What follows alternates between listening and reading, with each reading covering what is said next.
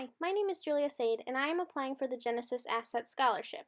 Throughout this video, I will be discussing my different volunteer experiences and one experience in particular that means a lot to me. I will be showcasing these experiences through pictures and short video clips. I have been volunteering since I was a little girl.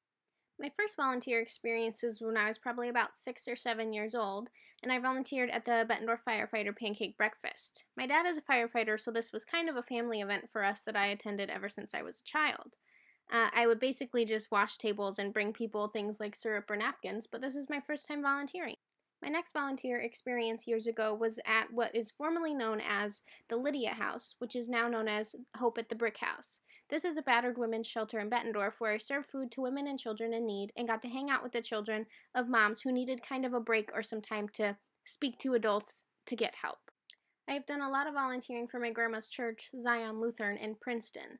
I've attended multiple tea parties where I served food and beverages to the women of the church, and the tea parties often had different themes to get people interested, but ultimately the tea parties were meant to raise money for the church and other organizations that the church supports. One year for Christmas, my whole family decided we wanted to give back. We chose to work with the organization called Kids Against Hunger in order to pack and provide meals to the less fortunate over the holiday season. There's nothing better than sitting down to enjoy a nice family meal after knowing you were able to pack meals for hungry men, women, and children suffering over the holiday season. The next few volunteer experiences were also with Zion Lutheran Church. I modeled some clothes from local shops in downtown LeClaire in front of the women and encouraged them to buy these items in order to raise money. I also served food at a hoedown themed party in order to raise money for mission trips through the church. And my most recent volunteer experience through Zion Lutheran was serving food and cleaning up at a 20s themed party that my grandma threw. Eventually, I decided I wanted to go into the healthcare field, and with that, I decided to do some volunteering for Genesis. I put in over 100 hours of volunteer time between the birth center and the quality department. Here I'm pictured at the quality department, and basically what I did there was review safety success stories that are sent out each week through email to all the Genesis workers. And here I am shown in the birth center. It's just a picture on the outside for patient privacy reasons and things like that. But here I got to prep rooms and basically do anything for the moms that I could do, whether it's get them food, water, make them more comfortable. This brings me to my most recent and most rewarding volunteer experience to date. Some background information you'll need to know before I continue is that I do have a brother who suffers from anxiety, depression, and drug addiction. Thankfully, he's in a great place right now and is battling to recover every day, but it's something my family and I have been dealing with for many years, and it's my driving force behind why I want to be a nurse. My end goal is to be a psychiatric nurse practitioner so I can help people who are suffering from the same things.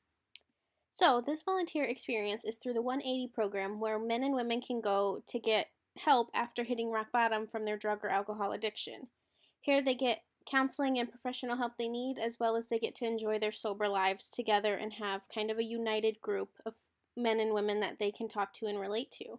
They get to do crafts like you can see here where they get to paint. They also learned how to crochet, you can see here. And during summer hours, they can work in schools and paint schools, and they also get to do other trades and earn money so they stay in the habit of working, so when they're done with the program, they can hopefully get out into the world and start a job or a career. After volunteering here for a while, my grandma and I have decided we want to do more. We want to be able to reach more people. So we are in the process of putting together a handout that doctors can have in their offices to give to battling addicts, basically. So throughout the rest of this video, I'm kind of going to walk you through the process of how we're making this handout and all the steps that have gone into it, because it's not a finished project yet. It's something we're working on every day. And our end goal is to give it a trial in May, and hopefully it works out for us. So this here is the original rough draft of the handout that I mentioned earlier. Our goal with this handout is for it to be kept in doctors' offices so doctors can hand it to their addict patients, and it basically is just a resource. It's a resource that has phone numbers of survivors, is what we have now decided to call them. It's phone numbers of people who have been through what they've been through, have made it out on the other side, and are living a good life now. They have survived addiction, and that's why we're calling them survivors. So it's resources that they can talk to at any time, like a hotline, 24 hours a day, 7 days a week, whenever they're having a bad day or a bad night, and they want to make a wrong choice, they want to shoot up, or they want to drink, or they want to use, or whatever it is, they can reach out to these people that have been through it, have fought where they've fought, and can get help. So we ended up changing the formatting of this. We did have numbers on the outside, and we originally thought the struggling patients could put their numbers there and reach out to each other to help, as well as have the counselors and the survivors' numbers listed. We later decided that we do not want the patients to put their numbers on the outside, A, for confidentiality, but B, because we don't want them to have inappropriate resources. We don't want them to reach out to each other for the wrong reasons. It should really only be professionals or people that are not struggling that they reach out to. So that's kind of where we ended up. That's the purpose of this. We know that it's not going to save anybody. We know that. And heck, it may not work at all, but it's something we really want to try. It's a start. It's a first step. It's a resource for somebody who just needs help. If it helps one person make a better choice, if it helps 3 people make a better choice, or 1,000 people, it would be worth it to me. It's so important to just take that first step. That's really what this is. We know it's not saving anybody. We know that their next step has to be to reach out to professionals for real help. We know that they need to go get help in a rehab facility, but at least this can be their reminder. So we had a meeting. In fact, we've had lots of meetings, but it takes a lot of work to get something like this started and to get it going. So we've met with pastors, we've met with rehab facilities, we've met with previous drug addicts who have beat it. Survivors is what we're calling them, like I've said.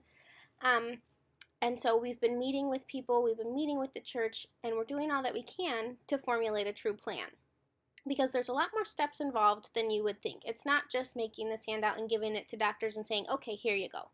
We have to have a need for it, which we so do. The United States as a whole has such a strong need for some drug reform and some help with drug addiction. And we have to have a plan, which we're working on. Every day we come up with new ideas for the plan. But we have to have a team. We have to have a team of people like pastors and survivors and counselors and doctors and volunteers, all these people that are willing to put in the time and effort to come up with these ideas. And here you can see there's kind of a list of the things we need in graph form and where we're at with them and things like that. So we realized that we need these survivors, these people that are going to be answering the phone calls, to have training. And thankfully we have found someone, a volunteer who works at a rehab facility that is willing to train these survivors on what to say and what not to say. And there's so many key things that we don't think about, but they're so important. So we have training. Something silly that I never would have thought about is liability. We had to think about liability for these survivors. So we did go speak to a lawyer. The lawyers told us if we can do it under an organization like 180, we can use their liability and it will be fine. If not, we would have to kind of start a nonprofit organization, which we could also do for sure, and that's something that still is in the works, but that is the idea there as well. So we have all of those things. We have all of those steps that we need. We're still working on a few members of the team. We still need to get a few survivors, people that are willing to talk on the phone 24/7, but that's kind of what we have discussed in all of these meetings so far. After all these meetings, we have come to this conclusion here. It may still be tweaked a little bit, but this is really where we're at. So, your anchor. This part on the handout is where people can write their favorite quote or draw a picture of something that's important to them or put a picture on there of something that's important to them. I think about my brother. I know he would put a picture of his daughter there. Something that makes his life worth living, something that is worth fighting for. That's what their anchor is. That's their reminder. And then call.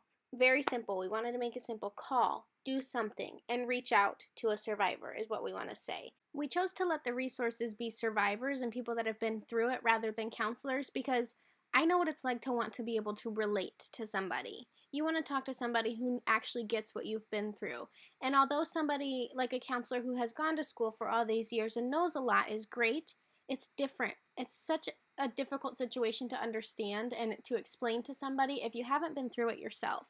Whether you know somebody who's been through it or you are that person who's going through it, it's different talking to somebody who gets it and somebody who doesn't really live it. So that's why we chose survivors. So this is the final handout at the moment. We also would like to do like a little business card version of it so they can just have the numbers on them at all times in their pocket, in their wallet, whatever it may be, so they can always have a resource on their hip, always have somebody they can call at any time. They don't have to carry around this big paper. It's something we're still developing, we're still in meetings, and we're still talking to all these different groups of people and still formulating a team, but it's really coming together. We're hoping to kind of do a pilot program by the end of May and kind of give it a shot, ask the doctors how it's going, if anybody's been taking the paper, and the survivors will know if they've been getting phone calls, all of that, because we have a goal further than this. We aren't stopping here. This is Dakota, an addiction survivor that now works at 180. We've met with her a couple of times to help us formulate this plan, and she's given us a lot of resources in order to make this idea come to fruition. After meeting with her a couple of times, we realized that we want to do more. We want to do more than just help the addicts that are struggling. We want to be able to help their families. I know firsthand what it's like to be related to an addict and how hard it is on the whole family. It would be awesome if we could create a similar program so that families could talk to each other, sisters could talk to sisters, and moms could talk to moms. I know that my mom would have loved having a mom who understood her position. My mom often got advice to, oh, just kick him out, or oh, just do this, or oh, just do that. But until it's your own child, you don't really understand what it feels like. So we want to be able to create a resource that family members can call and talk to someone that relates to them and helps them through their situation. Our end goal is to be able to help addicts and families. With the help of 180 and an amazing team of people, we are going to make a big difference in many people's lives.